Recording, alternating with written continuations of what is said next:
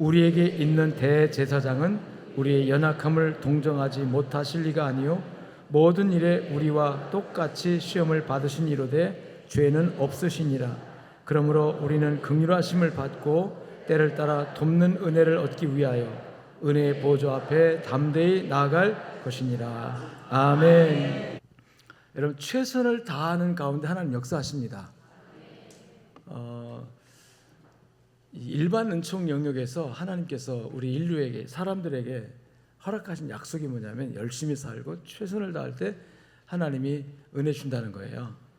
게으르고 나태하고 이 어떤 것든 그냥 무책임하게 하고 그런 것에 하나님 은혜가 있는 게 아니라 열심히 사는 것, 최선을 다할 때 하나님 축복하십니다. 미국의 39대 대통령 지미 카터를 아시죠? 이분이 쓴 책 중에 신앙과 그 살아있는 신앙이라는 책이 있습니다. 그 책에서 그가 한평생 자신의 삶을 움직였던 그 좌우명을 소개하는데 그게 뭐냐면 왜 최선을 다하지 않았는가라는 것입니다. 이 왜 최선을 다하지 않았는가, 이걸 이 카터는 자기 삶의 좌우명으로 인식하고 그렇게 살았대요. 최선을 다했다는 거겠죠. 그런데 이런 좌우명을 만들게 된 동기가 있답니다. 그가 해군 장교 출신인데 어느 날 해군 제독이 와서 면담하는 과정에서 뭐 이제 군대에 관련된 여러 가지 작전에 관련된 질문을 하다가 해군 제독이 카터에게 이렇게 물었답니다. 자네가 해군 사관학교 시절 성적이 어땠는가? 해군 사관학교를 다닐 때 잠교로 임관하기 전에 사관학교를 공부할 때 성적이 어땠는가라고 물었는데 사실 카터는 공부를 잘했답니다. 820명 중에 59등을 했대요. 그 정도면 상위권이죠. 그러니까 속으로 자기는 공부를 잘했고 820명 중에 59등을 했으니까 그 얘기를 하면 칭찬을 받을 것을 기대하고 제가 820명 중에 59등 했습니다라고 했더니 그 제독이 칭찬이 아니라 최선을 다했는가? 라고 묻더래요. 최선을 다했는가? 라고 이 질문이 딱 생각할 때 왜 59등밖에 못했는가? 이런 소리 들린 거예요. 1등도 할 수 있었을 텐데 최선을 다했는가? 라고 질문을 던질 때 이제 뜨끔한 거죠. 내가 최선을 다했는가? 정말? 공부를 잘한다는 자신감을 가지고 지금도 칭찬받을 것을 기대하고 나름대로 최선을 다했다고 한 건데 정말 최선을 다한 것인가? 라고 물었을 때 예라고 대답을 못했대요. 예라고 대답 못하고 좀 머뭇거리고 있으니까 또 물었어요. 왜? Why? 왜 최선을 다하지 않았는가라고 또 질문을 했답니다. 그것이 이제 이 카토에게 충격이 됐대요.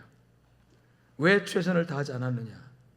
만일에 59등에서 만족하지 않고 더 최선을 다했으면 1등도 할 수 있지 않느냐라는 생각이 드는 거죠. 그래서 이 카터가 충격을 받고 그날 밤 하나님 앞에 기도할 때 이런 생각이 들었대요. 카터는 신앙이 좋은 분이었잖아요. 내가 내 인생을 다 살고 주님 앞에 서는 날 주님께서 나에게 너 인생 최선을 다했느냐고 물으실 텐데 제독이 질문한 것과 같은 질문을 나에게 하실 때 나는 과연 주님 앞에 라고 대답할 수 있을까? 라고 생각이 든 거예요. 만약 주님께서 내게 그렇게 물으신다면 나는 어떻게 대답할까? 그래서 카터는 그때부터 최선을 다하자. 최선을 다하자. 최선을 다하자. 이 최선을 다하자를 다른 말로 말하면 사력을 다하자, 죽을 힘을 다하자라는 뜻일 거예요. 최선을 다하자. 여러분, 최선을 다하는 삶을 하나님 기뻐하십니다. 그렇다면 최선을 다하면 됩니까? 되죠. 예를 들어 볼까요? 이 카터는 39대 대통령이 되는데 원래 그가 조지아 중에 땅콩 농장 출신입니다. 그러다가 조지아주 상원 의원이 되고 그다음 주지사가 돼요. 주지사가 됐지만 그가 전국적으로 알려진 인물은 아니었기 때문에 39대 대통령 출마하면서 자기 이름을 알리기 위해서 책을 하나 내요. 그 책이 뭐냐면 자기 전기 자서전 같은 책을 내는데 그 책 제목을 Why Not the Best? 왜 최선을 다하지 않았는가?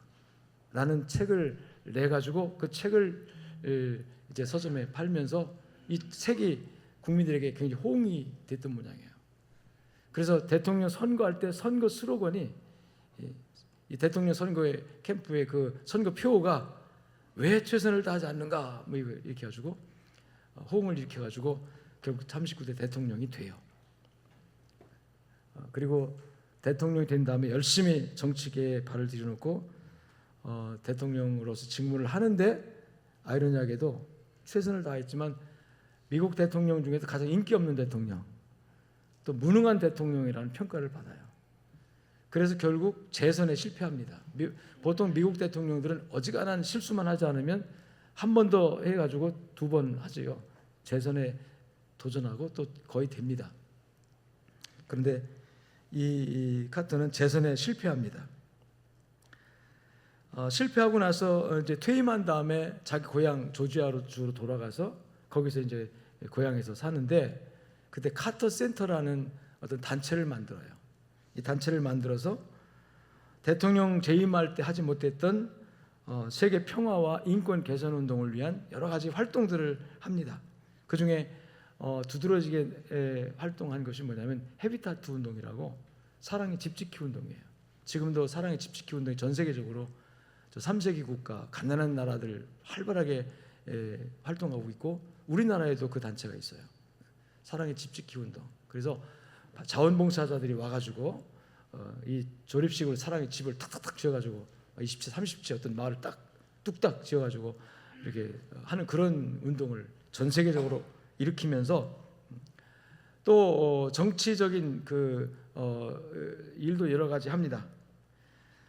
이스라엘과 팔레스타인이 긴장 상태에 있을 때 중재해서 오슬로 협정을 이끌어내기도 하고 또 우리나라 북한과 그 처음에 이제 그 긴장 초긴장 상태에 있을 때 북한을 방문해서 북핵 문제로 야기된 남북 긴장을 풀어가는 일에 어떤 역할을 하기도 합니다.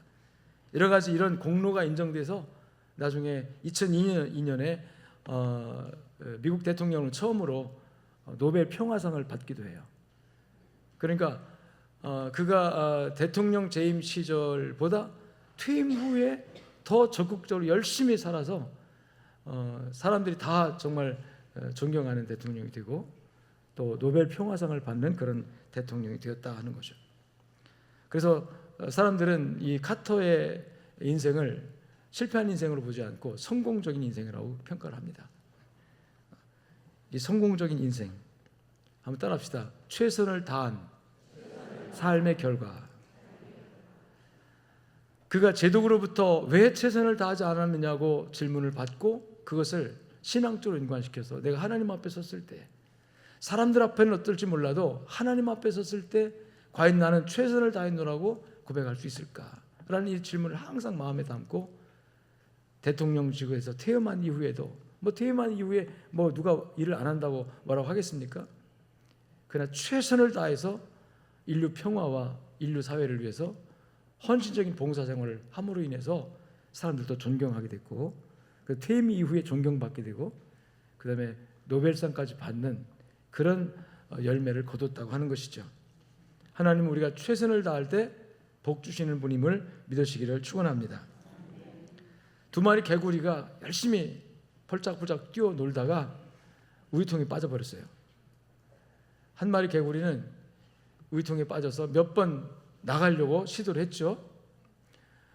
그런데 우유가 미끄럽잖아요. 우유통에서 못 나오고 생각합니다. 이건 도저히 안 돼. 이 우유는 미끄럽고 이 나가야 될 이건 높아서 내면 안 돼. 몇 번 시도하다가 그냥 주저앉아 버렸어요. 포기했어요. 어떻게 됐을까요? 죽죠. 우유통에 빠져서 이제 죽은 거죠. 근데 또 다른 1마리는 빠졌습니다. 나는 살아야 돼. 살아야 할 의무가 있어 하고 열심히 뛰었어요.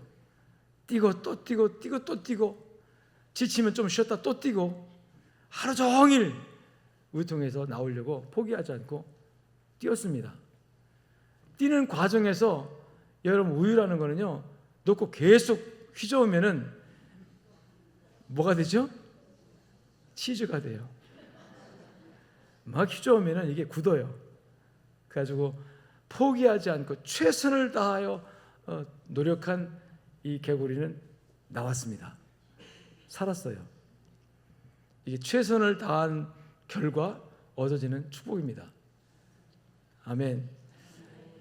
꿀벌 한 마리가요, 꿀벌이 500g의 그 꿀을 모으려고 하면, 이건 누가 셌는지 모르겠지만 통계가 그렇더라고요.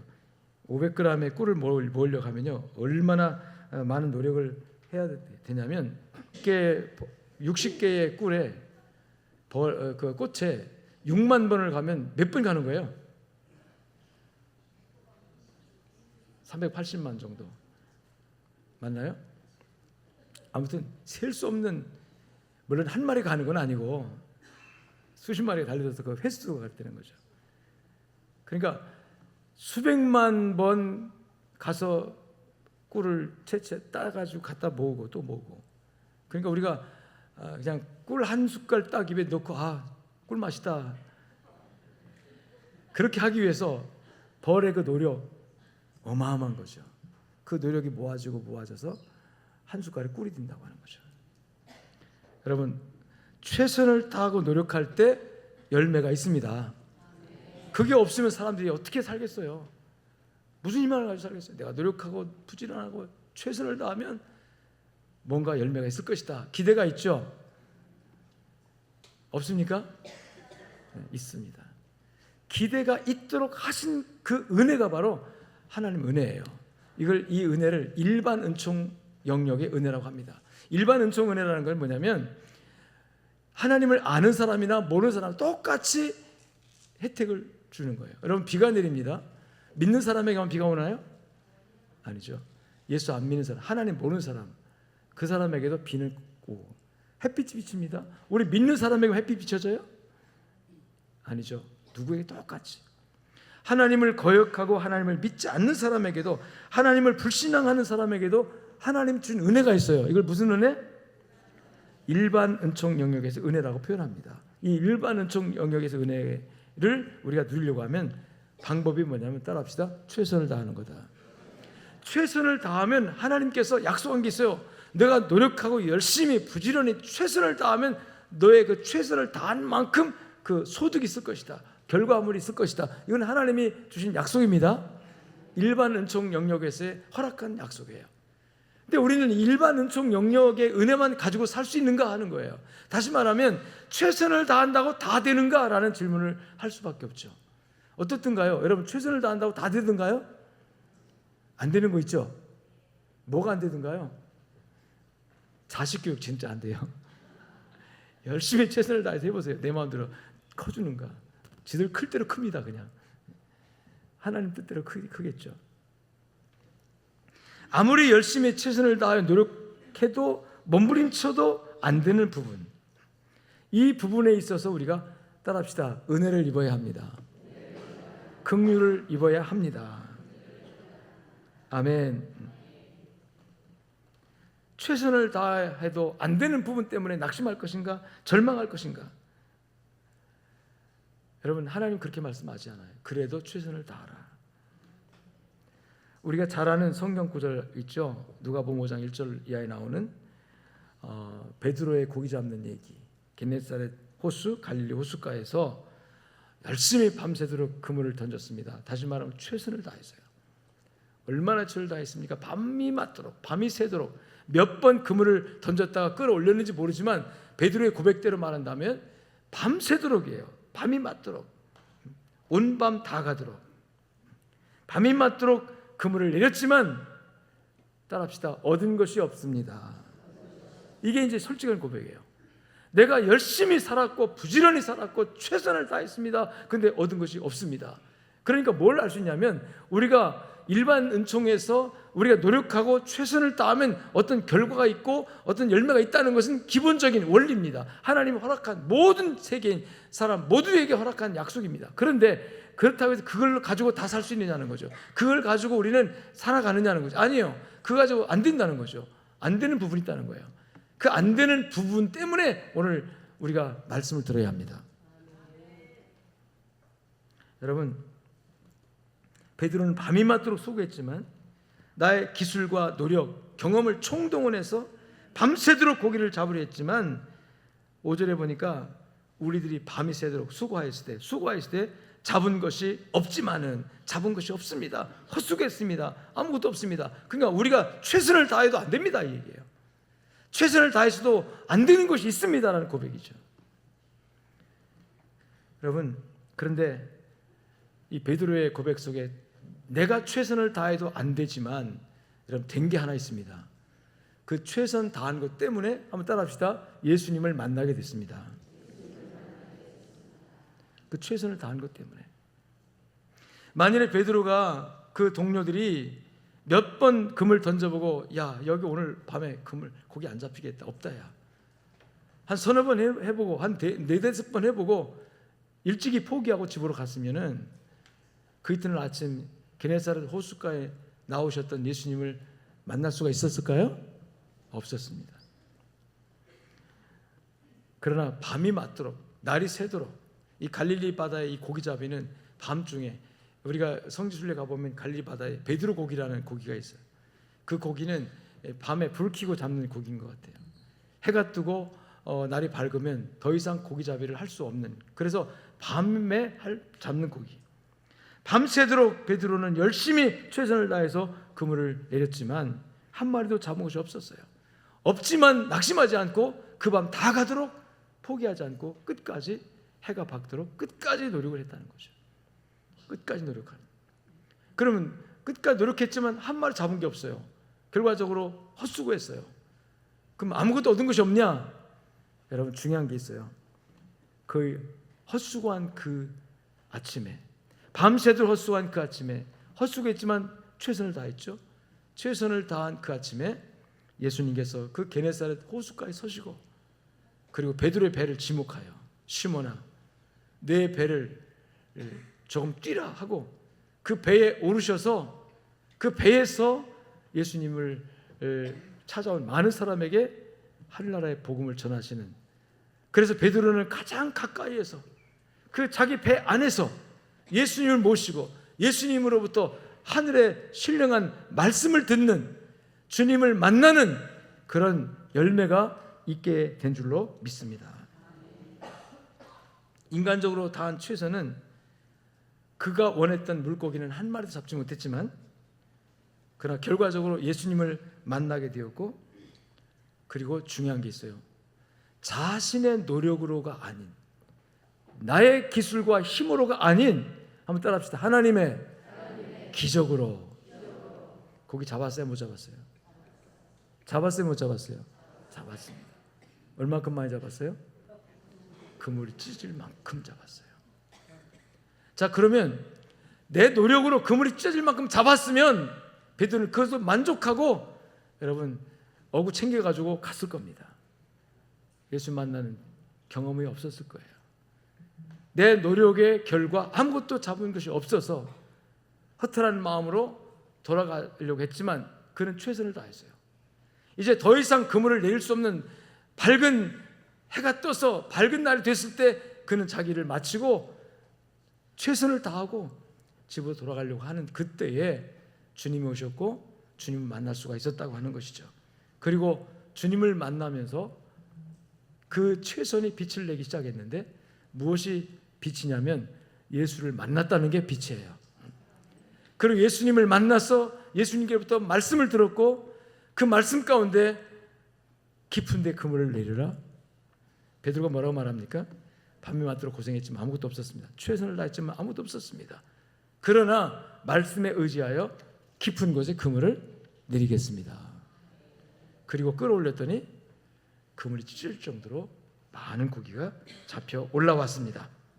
여러분, 인간적으로 최선을 다한 결과는 아무것도 없었지만 말씀에 의지하여 깊은 곳에 그물을 내렸을 때 하나님의 기적과 하나님의 특별한 은혜가 그에게 임하여 감당할 수 없을 만큼의 엄청난 고기가 잡혀 올라오게 된 줄로 믿습니다. 그래서 이 부분이 바로 따라합시다. 특별한 은혜, 특별 은총이라고 해요. 자, 우리는 그리스도인들은요, 일반 은총 영역에서 일반적인 은총을 누리며 살고 있지만 그게 다가 아니라는 거예요. 세상은 알지 못하는, 세상 사람들은 모르는, 우리는 특별한 은혜를 받아야 됩니다. 특별한 은총을 입어야 합니다. 그 특별한 은총이 바로 뭐냐면 구원의 은혜예요. 예수님 만나서, 하나님 만나서 하나님의 자녀가 되는 특별한 은혜예요.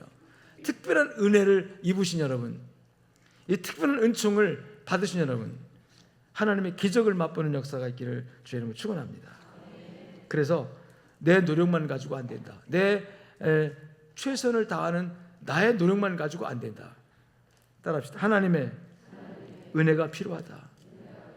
오늘 말씀의 제목을 제가 최선을 다했어도 은혜가 필요합니다. 이렇게 정해봤는데요. 한번 따라해 봅시다. 최선을 다했어도 은혜가 필요합니다.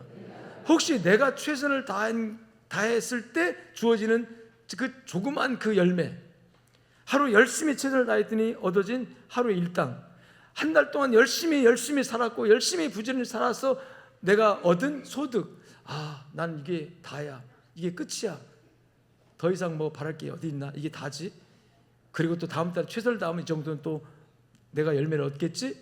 뭐 그렇게 살아가고 있지 않습니까? 근데 그게 다가 아니라는 거예요.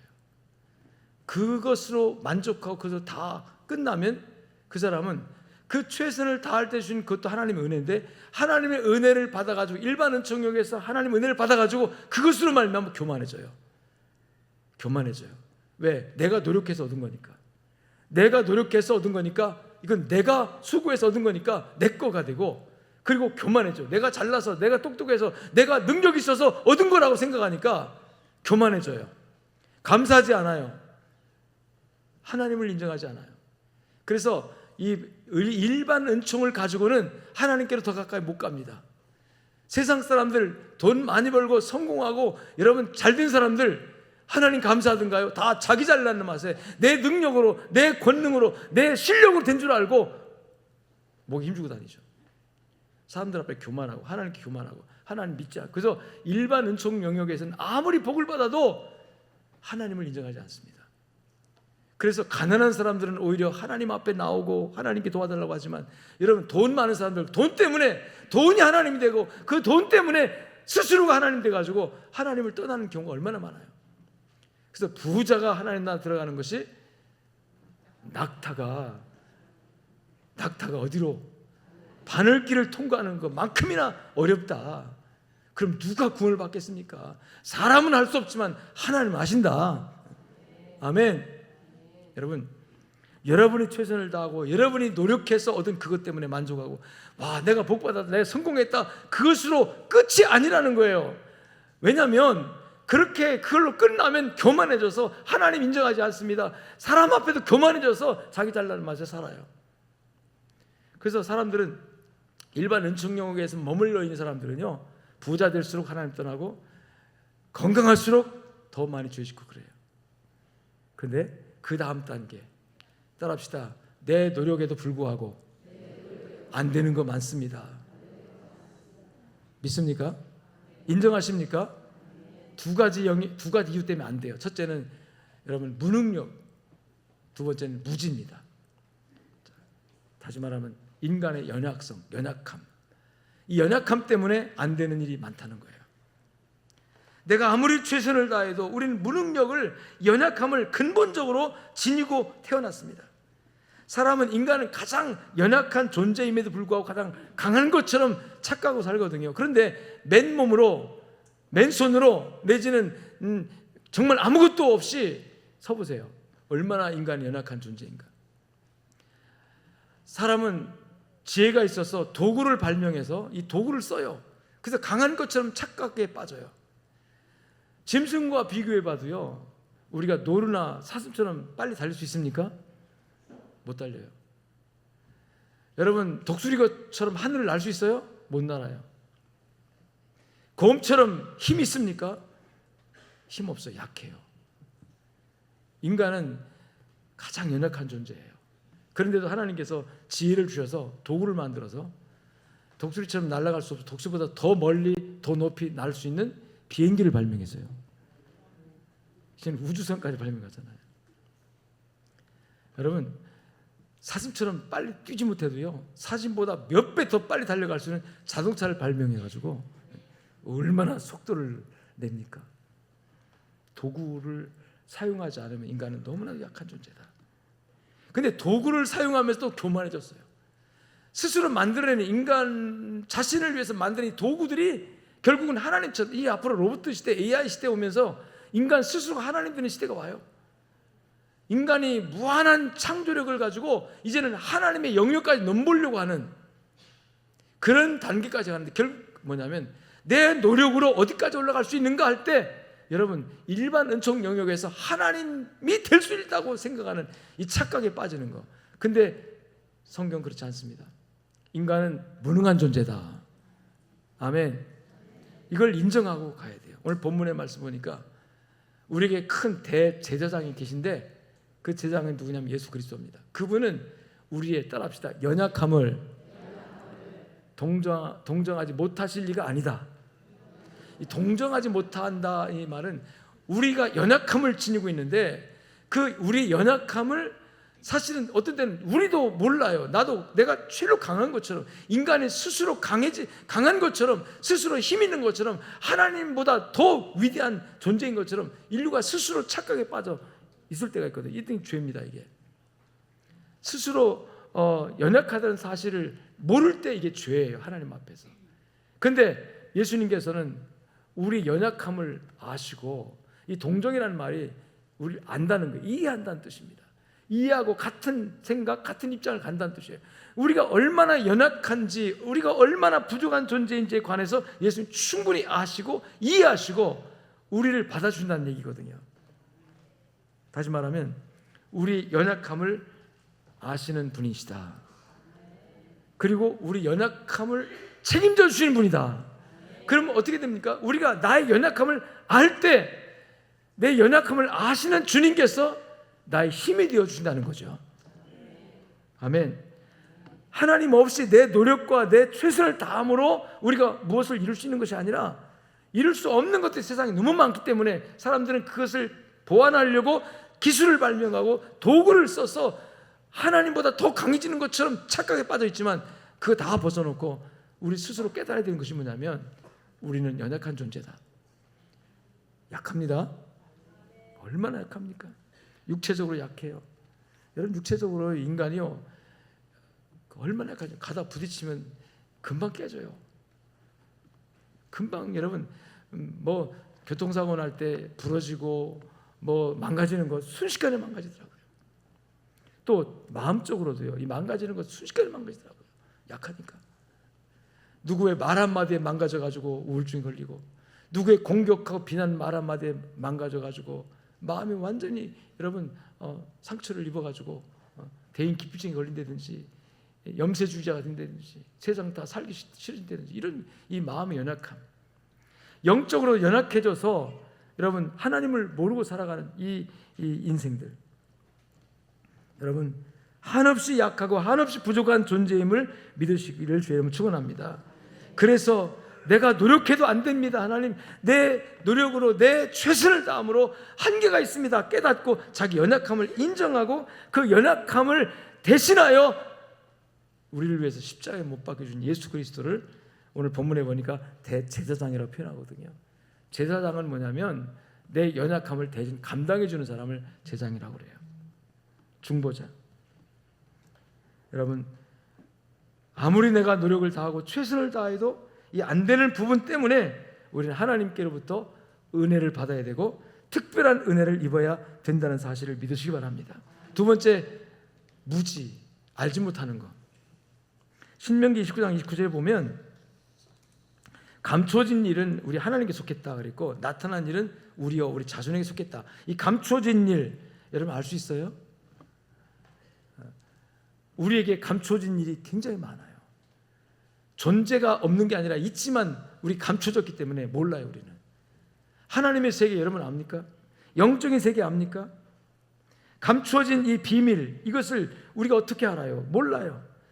그 모르는 것 중에 우리가 결정적인 것이 뭐냐면 우리 미래를 몰라요. 인간의 미래를 알면 굉장히 강할 거예요. 근데 내일 일을 몰라요. 야고보서 4장 14절에 말씀하는 것처럼 너희 생명이 무엇이냐, 잠깐 있다 없으니 안개처럼 너는 내일 일을 알지 못하는도다.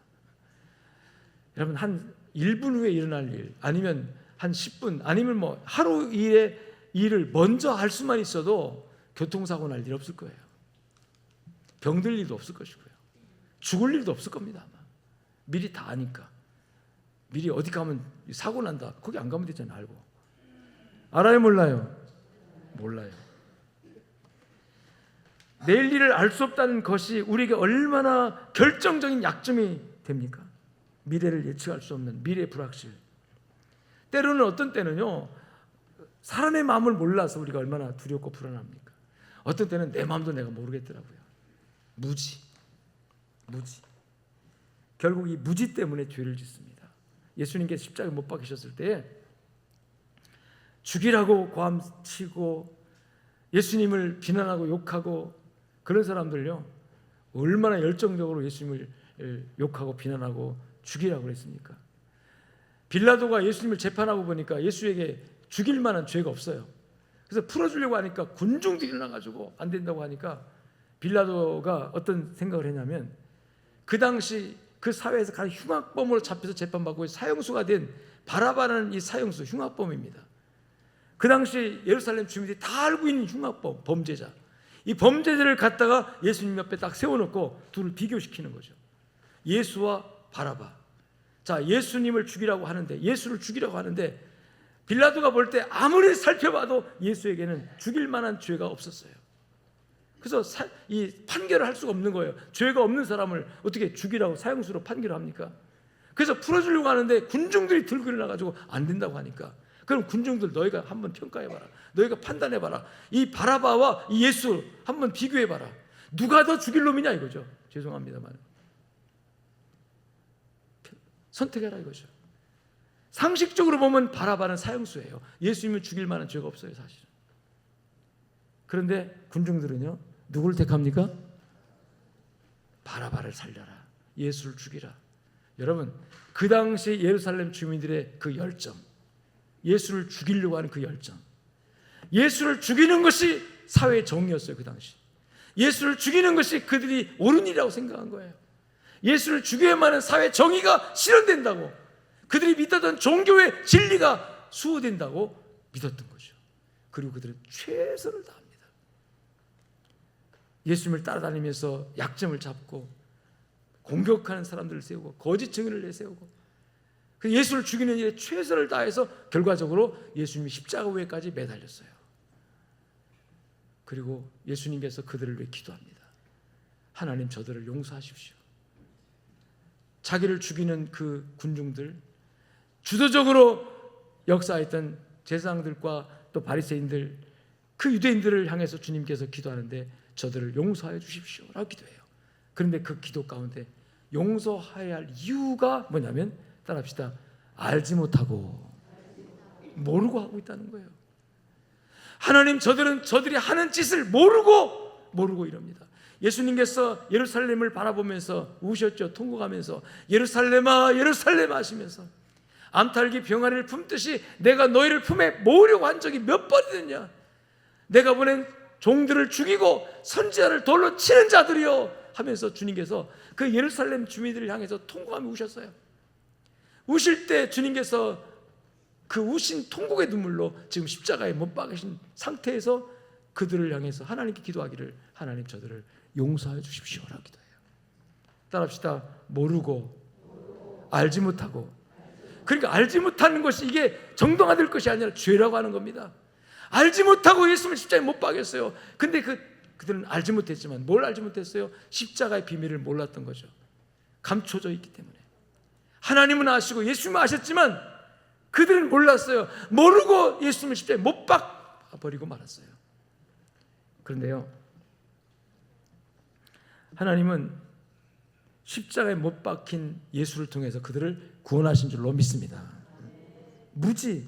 결국 이 무지한 백성들이 예수를 십자가로 못 박으라 하면서 뭐라고 말합니까? 그를 십자가에 죽이소서, 못 박으소서, 그리고 그의 피를 우리와 우리 자손에게 돌리소서. 이게 뭐냐면, 여러분, 사람들은 복을 받기 원하죠. 내 자손도 잘 되길 원하죠.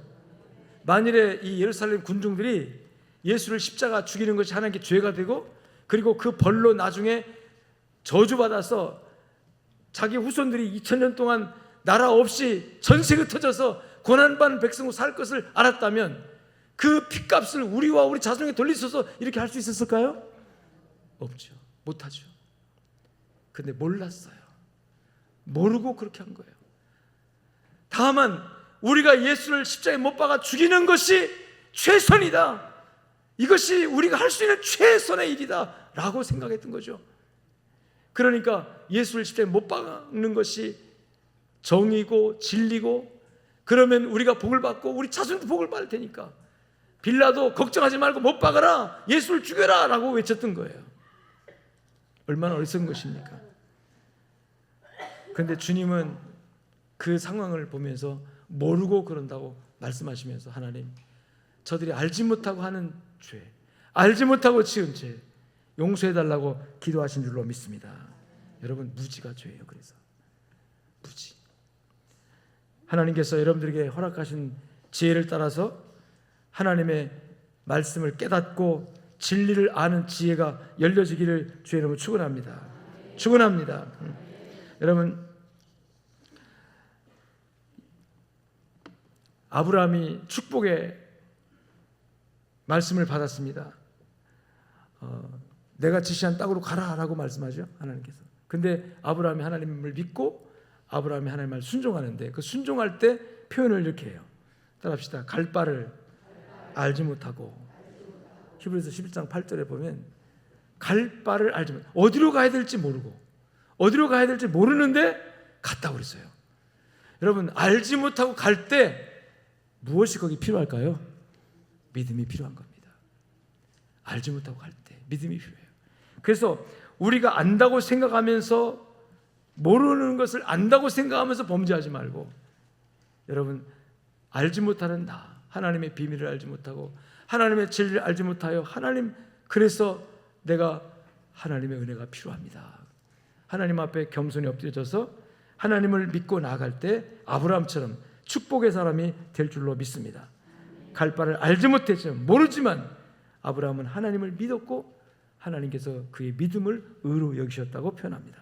믿음의 사람들은 미래를 모르기 때문에 하나님을 의지했습니다. 그리고 내가 얼마나 연약한 존재인지 깨달았기 때문에 하나님을 의지했습니다. 은혜를 구한 거예요. 특별한 하나님의 사랑을 구한 거예요. 그래서 우리 연약함과 무지를 담당하시고 십자가에 못 박히신 예수님, 그 예수님을 만나는 것, 그것이 바로 최고의 은혜인 줄로 믿습니다. 여러분, 최선을 다한다면, 여러분, 당장 보여지는, 나타나는 그 열매, 그것 때문에 최선을 다하지 마시고 하나님을 만나는 일로 최선을 다하시기를 주님 축원합니다. 그래서 우리의 무지와 무능이 죄라면, 그 무지와 무능 가운데서 우리의 대제사장 되신, 큰 제사장이신 예수님을 만나는 것, 그것이 바로 우리에게는 할 수 있는 최선이라. 베드로가 자기의 노력과 능력으로는 아무것도 얻은 것이 없었지만 그 노력과 능력 끝에 예수를 만나면서 예수님의 은혜, 특별한 은혜로 말미암아 여러분, 그물이 찔 정도의 고기를 잡아 올린 것처럼 전반기 삶을 여러분 어떻게 사셨습니까? 당장 눈에 보이는 것 따라 열심히 그물 던지듯이 부지런히 최선을 다하며 사셨다면 그게 다가 아니다. 그로 인하여 나에게 어떤 게 주어졌다 할지라도 그것이 전체가 아니다 깨닫고, 내가 그럼 무엇을 원해야 되느냐? 한번 따라합시다. 하나님의 은혜와 긍휼을 받아야 됩니다. 그래서 히브리서 4장 16절 말씀에 긍휼하심을 받고 때를 따라 돕는 은혜를 얻기 위하여 은혜의 보좌 앞에 담대히 나갈지라. 여러분, 우리의 최선을 다한 노력 하나님이 기뻐하십니다. 그리고 그 열매도 주십니다. 그러나 그것이 다가 아닙니다. 그 이상의 것이 있습니다. 그게 뭐냐면 나의 최선을 다한 노력이 하나님을 만나는 것이 되면 그것이 최선이다. 아무리 몸부림치고 최선을 다했어도 하나님 떠나고 하나님 등지고 하나님과 멀어지면 여러분 그건 최선이 아니에요. 베드로가 최선을 다한 그래서 열매를 물고기를 한 마리 잡지 못했어도 예수님을 만나게 된 동기가 됐고 예수님을 만남으로 인하여 하나님께로부터 하나님의 기적을 경험하여 여러분 자기의 노력으로는 얻을 수 없는 그물이 찢어질 정도의 엄청난 고기를 잡아 올린 이 특별한 은혜. 그래서 금년 하반기는 우리 성도들에게 이 특별한 은혜가 열려지기를 주님 축원합니다. 내 노력의 범위를 벗어나는 은혜. 내 노력의 범위를 벗어난 은혜는 대제사장 되신 예수님께서 우리에게 주신 은혜예요. 첫 번째 은혜가 바로 구원받은 은혜입니다. 따라합시다. 하나님의 자녀가 된 은혜. 할렐루야. 제가 1부 예배 마치고 2부 예배 올라오면서 갑자기 이런 생각이 들더라고요. 왜 우리는 무엇이든 하나님 앞에 그냥 늘상 달라고 하는 기도만 하나? 달라고 하는 기도. 그래서 생각해 보니까 저도 그렇고 우리 대표 기도하는 모든 장로님이나 집사들도 그렇고 또 일반적으로 하는 모든 기도가 전부 다 처음에 하나님 아버지 감사합니다 딱 해놓고 그 나머지는 계속 뭔가 달라고 하더라고요. 하여튼 간에 다 주십시오. 주실 줄 믿습니다. 왜 우리는 그렇게 이미 받은 것이 얼마나 많은데. 그래서 순간적으로 생각이 들었어요. 내가 지금까지 받은 은혜를 나열하면서 하나님 감사합니다. 이것도 감사, 저것도 감사, 아부하듯이 하나님 은혜로우시고 자비로우시고 정말 너무 좋으신 분이고 너무나도 정말 나를 사랑하신 분이어서 너무 좋아요 하나님. 그러면서 좀 나가서 하나님 앞에 하나님 기쁨이 되는 그런 기도를 할 수는 없을까? 왜 처음부터 하나님 불러놓고는 그냥 불평과 불만이 가득 쌓아서 왜 이것도 안 주시고 저것도 안 주셨습니까? 그냥 지금 주십시오 떼쓰듯이 그런 기도만 해야 되는가라고 생각하는데 또 생각이 딱 바뀌면서 아 그럴 수 있겠다라는 생각이 들었어요. 그러면서 어떤 생각이 드냐면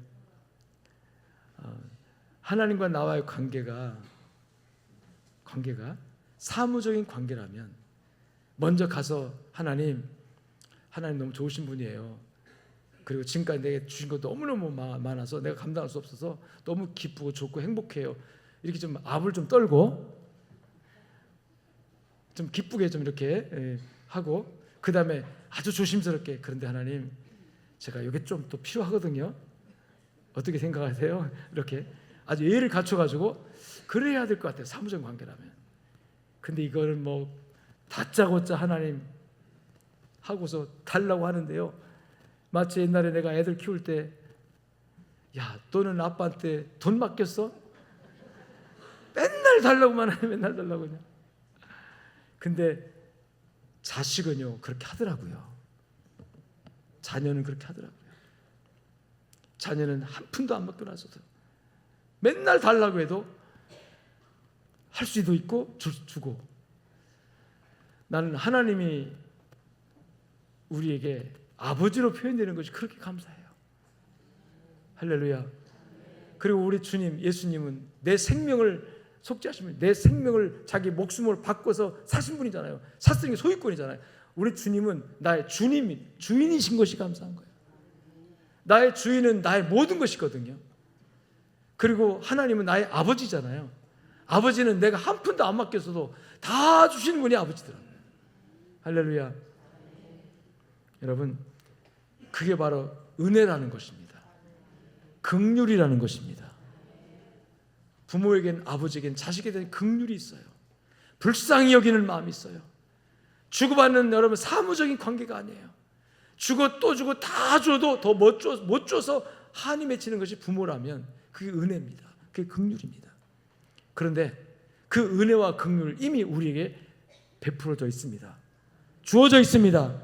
예수 그리스도를 통해서 십자가를 통해서 하나님께서 우리에게 우리의 모든 죄 우리가 어리석고 무지하고 무능해서 무능하니까 죄짓고 어리석어서 죄짓고 그 죄로 말미암아 멸망당할 수밖에 없는 우리 인생들을 하나님께서 사랑하사 그 독생자 보내셔서 십자가에 못 박혀 죽게 하신 다음에 우리에게 베푸신 은혜가 바로 이 특별한 은혜예요. 구원받은 은혜예요. 할렐루야.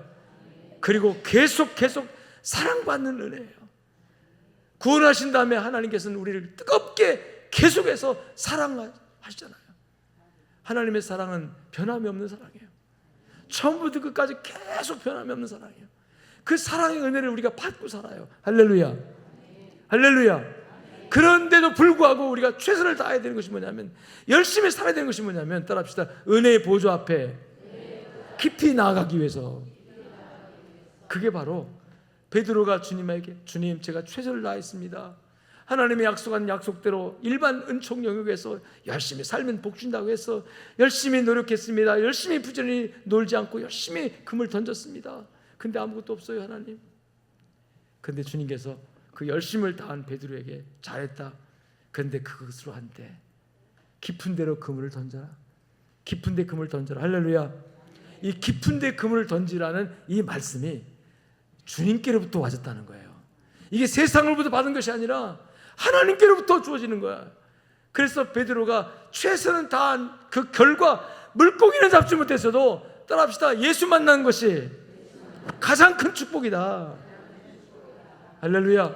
혹시 여러분 전반기 동안 살면서 열심히 살았는데, 노력했는데 여러분 그 결과 헛수고 하지 않았습니까? 회사 일이 꼬여서 어떤 결과물 없고 지금도 정말 힘든 상황이 있습니까? 끝이 아니에요. 그 일을 통해서, 실패처럼 보여진 그 일을 통해서 하나님 나에게 무엇을 주시려고 하시는가?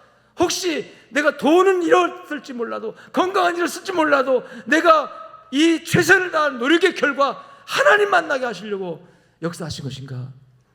그걸 깨닫는 자에게 하나님 역사하실 줄 믿습니다. 베드로는 그 순간을 못 깨닫을 수도 있어요. 주여, 최선을 다했지만, 밤이 맞도록 고생했지만 한 마리 잡은 것이 없습니다. 그런데요, 주님께서 말씀하시니, 따라합시다. 내가 순종하겠습니다. 주님께서 말씀하시니, 이게 중요한 거예요. 주님의 말씀 있습니까, 여러분? 오늘 이 전반기 마지막 주일을 드리는 이 예배를 통해서 주님의 말씀이 여러분들에게 들려지기를 주님 축원합니다. 내가 지금까지 삶 현장에서 열심히 살았습니다. 가정에서, 직장에서, 또는 자녀 키우면서, 또 일하면서 열심히 나름대로 부지런히 최선을 다했습니다. 하나님 최선을 다했습니다. 우리 다 그렇게 말할 수 있을 거예요. 왜? 나름대로 열심히 살았으니까. 그러나 그게 다가 아니라는 거예요. 너 왜 최선을 다하지 않느냐라고 말할 때, 그럼 어떤 최선을 말하는가? 여러분 오늘 주님 만나면 그게 최선의 결과입니다. 혹시 병 들었습니까? 그 병을 통해서 주님 만나시길 주님 축원합니다. 혹시 여러분 물질적 어려움 당하고 있습니까? 인간관계 틀어져 가지고 오늘 복잡하고 힘들고 좌절하고 낙심하고 있습니까? 그 과정 속에서 그것이 끝이라면 절망할 수밖에 없지만, 그 과정 속에서 주님 만난다면 여러분 길이 열립니다. 주님의 말씀을 들어야 합니다. 베드로는 자기 배에 예수님 모셔놓고 가장 가까이서 예수님 말씀을, 예수님께서 그날 아침에 1시간 설교했는지 뭐 50분 했는지 모르겠지만 그 갈릴리 바닷가에 나온 많은 청중들에게 큰 소리로 주님께서 설교하셨어요. 가장 가까이에서, 같은 배에서 베드로가 가장 가까이에서 근적거리에서 예수님 말씀 들었습니다. 은혜 받은 거잖아요. 그 말씀을 듣고 나니까 내가 지난밤 최선을 다한 것 아무것도 아니구나. 내가 최선을 다한 거 아니구나. 오늘 이분을 통해서 하나님께 나에게 축복하시려고 하는가 보다. 그러니까 예수님께서 베드로야 깊은 데로 그물을 던져라 하니까 아무 이유 없이, 아니 예수님, 선생님, 제가 전문가입니다. 갈릴리 바닷가에 밤새도록 고생했지만 아무것도 없었어요. 지금 고기 안 잡힙니다. 헛수고합니다. 그리고 안 했다면 아무 능력, 아무 일 없죠. 근데 이미 말씀을 듣고 베드로의 마음이 열렸습니다. 이게 바로 그 최선의 결과인 줄로 믿습니다. 어젯밤에 헛수고한 줄 알았는데 아니구나, 헛수고한 게 아니구나. 오늘 예수님을 만났구나. 예수님을 만나서 주님의 말씀을 듣게 되었구나. 여러분, 그리고 말씀에 의지하여 깊은 곳에, 왜 예수님께서 깊은 곳이라는 단어를 썼을까요? 깊은 곳, 은혜의 깊은 곳. 할렐루야. 하나님의 보좌의 깊은 곳에 들어가시길 주님 축원합니다. 그래서 이 후반기에는 우리가 다시 한번, 지금까지는 삶 현장에서 열심히 사느라고 열심히 노력했지만 이제는 깊은 곳에 들어가는 일을, 그래서 오늘 본문에 보니까 때를 따라 돕는 은혜, 긍휼하심 받기 위해서 따라합시다. 은혜의 보좌 앞에 담대히 나가라. 이 담대히 나가라. 여러분 깊은 곳 들어가라. 영적인 깊은 곳 들어가라. 말씀의 깊은 곳 들어가라. 신령한 은혜를 사모하는 깊은 곳에 던져라. 내 자신을 던져봐라. 이 후반기는 여러분 좀 더 은혜 깊은 보좌 앞으로 가까이 가시길 주님 축원합니다. 예배 드리는 일이라든지 말씀을 읽고 보고 순종하는 일이라든지 우리 영적인 생활들을 다시 한번 깊은 곳에 금을 던지는 심령으로 열심히 살아갈 때 그 최선의 결과 하늘문이 열리고 내 노력의 결과를 뛰어넘는 어마어마한 신령한 복과 땅의 긴 것을 하나님께서 채워주실 줄로 믿습니다. 베드로가 그물이 찔 정도로 고기를 많이 잡은 것처럼 그 고기들이 뭘 의미합니까?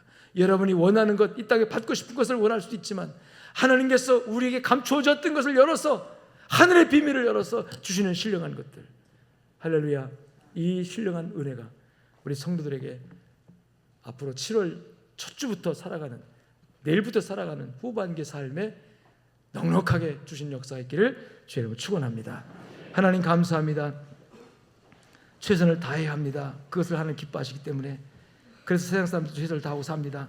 근데 세상 사람들은 자기가 최선을 다하여 얻은 열매 가지고 교만해지고 하나님 없다 말하고 하나님을 등지고 하나님 주신 그 열매들 가지고 죄 짓고 살지만 우리는 하나님 최선을 다한 열매가 있다면 그것도 하나님께 감사드리고 하나님을 위해 헌신하고 또 혹시 최선을 다했지만 얻은 것이 없는 아버지 헛수고한 삶이었다고 할지라도 낙심하지 말고 그 헛수고한 그 자리에서 주님 만나는, 예수님 만나는 신령한 은혜가 열릴 수 있다는 사실을 믿고 오늘 또 때를 따라 돕는 은혜, 때를 따라 주시는 예비한 하나님의 신령한 은혜를 사모하기 위해서 은혜의 보좌 앞으로 깊은 곳으로 달려가는, 깊은 곳으로 나를 던지는 믿음이 되어지도록 역사하여 주옵소서. 우리 양정이들 모두를 하나님께 축복하셔서 이 2024년 후반기 이제 내일부터 또 치열하게 세상 속에 살아갈 그 모든 순간순간 하나님의 말씀으로 은혜로 충만하게 신령한 은혜가 열려져서 승리하는 삶이 되어지도록 역사하여 주옵소서. 감사하며 우리 주 예수 그리스도 이름으로 축복하고 기도 올리옵나이다. 아멘. 이제는 살아계신 우리 주 예수 그리스도의 은혜와 하나님 아버지의 무한하시고 극진하신 사랑과 성령님의 위로 교통 충만 역사하심이 오늘 또 말씀을 붙들고 세상에 나가 하나님의 사랑과 역사를 증명하며 증거하며 또한 주님의 은혜를 선포하며 믿음으로 살아내기를 원하는 양정이들 머리 위에 저들의 가정과 삶 현장 속에 이제로부터 영원토록 함께 있을지어다. 아멘.